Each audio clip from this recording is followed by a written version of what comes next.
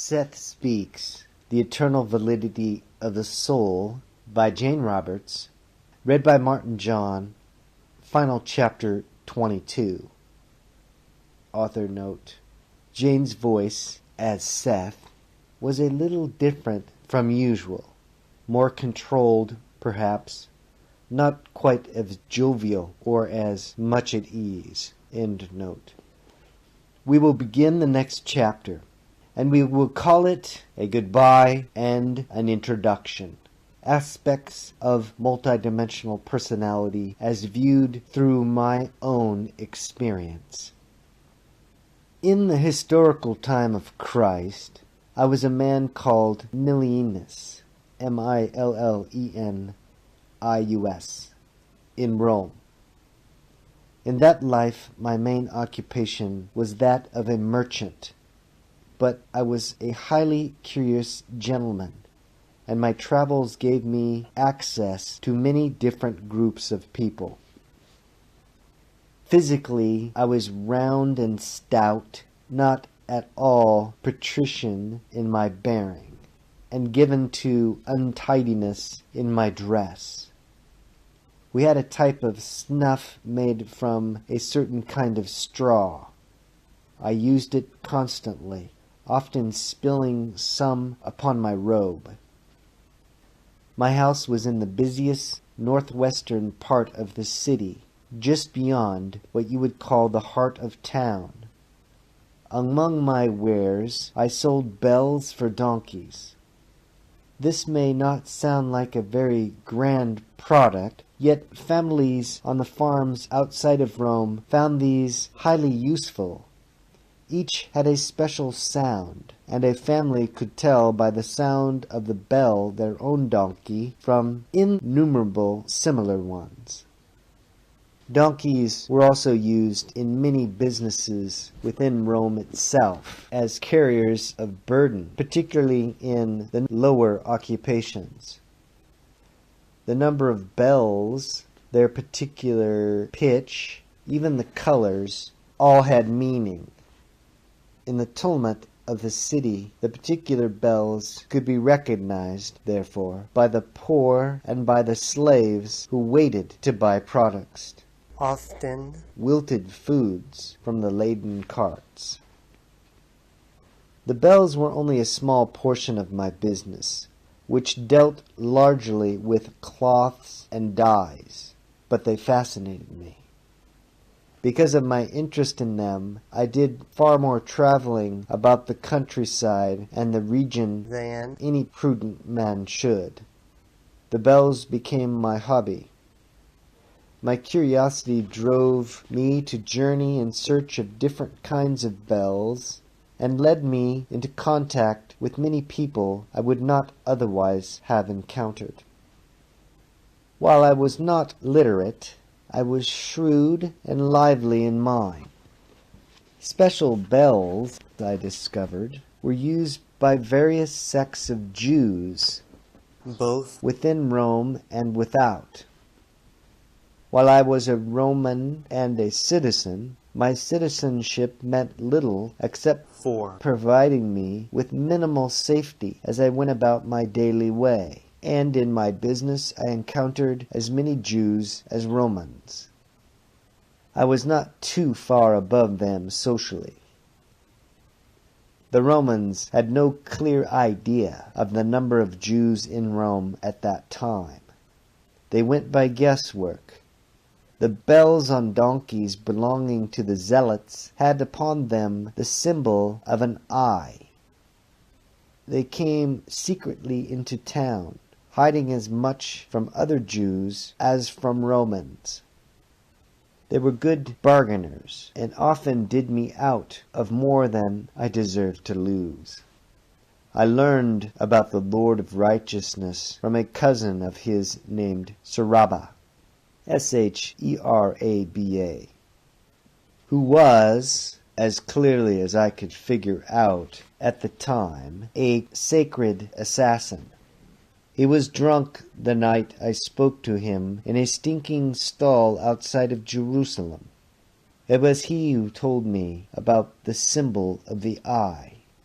He also told me that the man, Christ, was kidnapped by the Essenes, Essenes. I did not believe him, nor at the time he told me did I know who Christ was. At the time that Christ lived, his existence was known to very few, comparatively speaking. To put it bluntly, I knew that someone had the ball, but I was not certain of the person. In dream states, the situation finally became known to me and to many others. The Christians, generally speaking, did not want Roman converts. I was latter one of these, and because of my nationality was never trusted. My part in that drama was simply to acquaint myself with its physical foundation, to be a participant, however small, in that era. Much later in your terms, I would end up as a minor pope in the 3rd century, meeting again some of those I had known, and, if you will forgive a humorous note, once more familiar with the sound of bells. It is not my purpose to go into my past existences in any great detail, but to use them to make certain points. First of all, I have been many times both man and woman, and I have immersed myself in various occupations, but always with the idea of learning so that I could teach. I had a firm background in physical existence, therefore, as a prerequisite for my present work. I did not play the part of any towering personality of historical note, but became experienced in the homey and intimate details of daily life, the normal struggle for achievement, the need for love. I learned the unutterable yearning of father for son, son for father, husband for wife, wife for husband, and fell headlong into the intimate webs of human relationships. Before your idea of history, I was a Lumerian, and was later born in Atlantis. Using your historical reference, I returned at the time of the cavemen, operating as a speaker. Now I've always been a speaker, regardless of my physical occupation. I have been a spice merchant in Denmark, where I knew Rupert and Joseph. In several lives I was black, once in what is now called Ethiopia, and once in Turkey. Many lives as monks followed my experience as a pope, and in one of these I was a victim of the Spanish Inquisition. My experience in female lives varied from that of a plain Dutch spinster to a courtesan at the time of the biblical David, to several existences as a humble mother with children. Now when I began contacting Rupert and Joseph, I hid from them the fact of my numerous lives.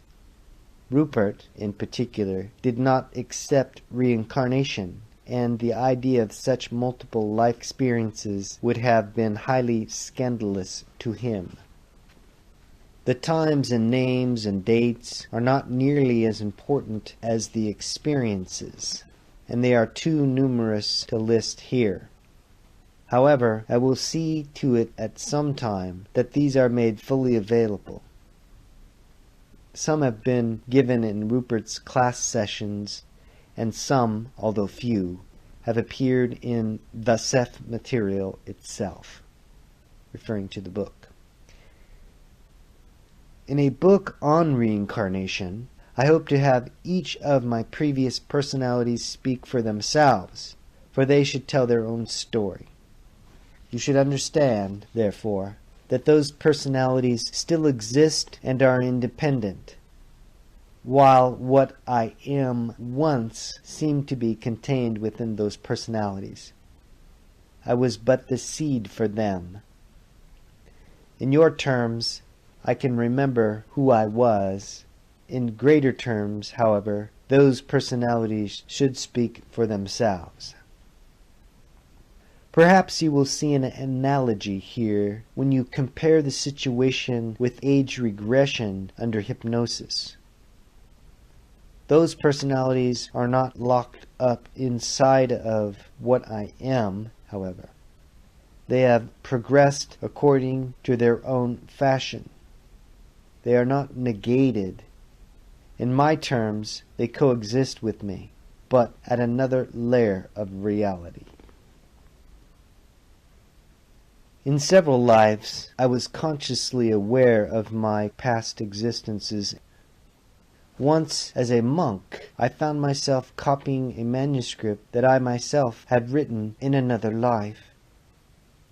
Often I was given to the love of weight and possessed it. Twice I died of starvation. I always found my deaths highly educational, in your terms, afterwards. It was always a lesson between lives to trace the thoughts and events that led to a given demise. None of my deaths surprised me. I felt during the process the inevitability, the recognition, even a sense of familiarity. Of course, this particular dying is mine and no other, and I accepted even the most bizarre circumstances then, feeling almost a sense of perfection. The life could not be finished properly without the death. There is a great sense of humility, and yet a great sense of exhilaration as the inner self senses its freedom when death occurs. All my deaths were the complement of my lives, in that it seemed to me that it could not be otherwise. If I choose, in your terms, I can relive any portion of those existences, but those personalities go their own way. Do you understand me?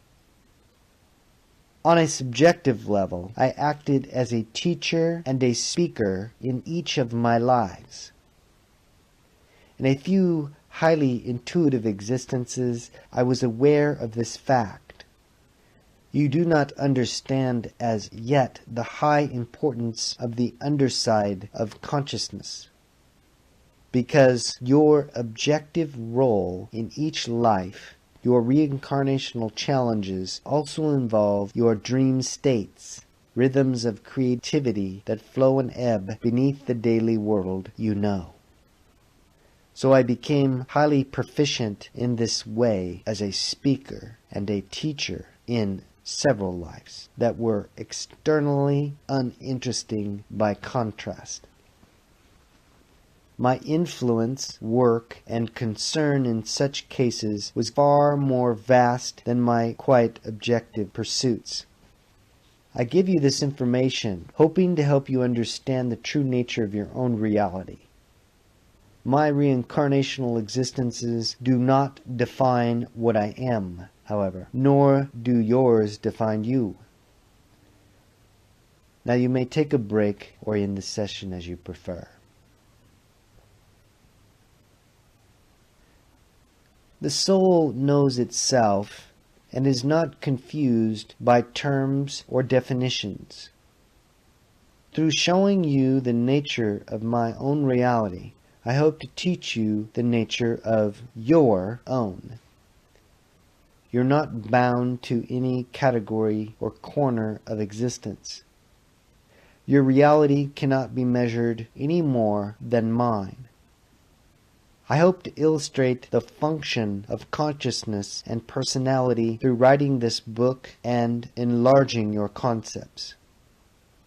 Now I begin by telling you that I was dictating this material through the auspices of a woman of whom I was quite fond.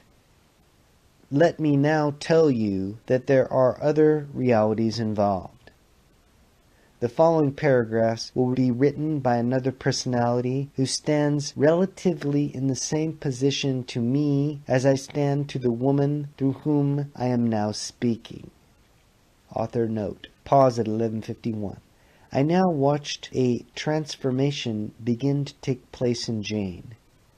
As our familiar SETH retreated and Seth too began to come to the fore. Jane's eyes were closed, but occasionally they opened slightly. She smiled faintly as she spoke for Seth too.